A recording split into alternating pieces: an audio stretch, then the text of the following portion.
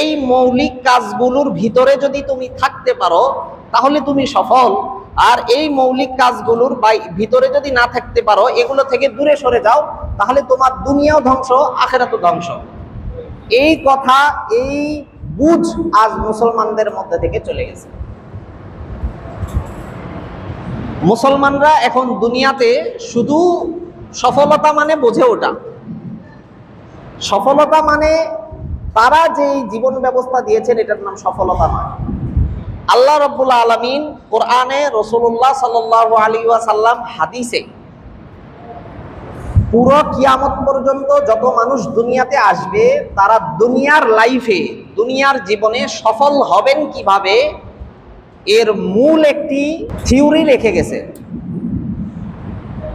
এর মূল একটি কায়দা রেখে গেছে, মূল নীতি রেখে গেছে।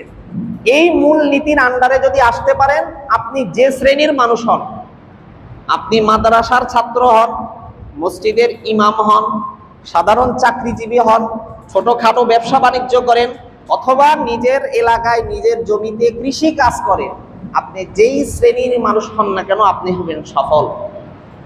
আর যদি এই মূল নীতির মধ্যে না আসতে পারেন, আপনি দুনিয়ার যত বড় উচ্চ স্তরে থাকেন না কেন, দুনিয়ার মানুষ আপনার সামনে আর পিছনে যতই ঘোরাঘুরি করুক না কেন, আপনার বাড়ি আর গাড়ি যতই কোটি কোটি টাকা দামের হোক না কেন, আপনি সফল নয়।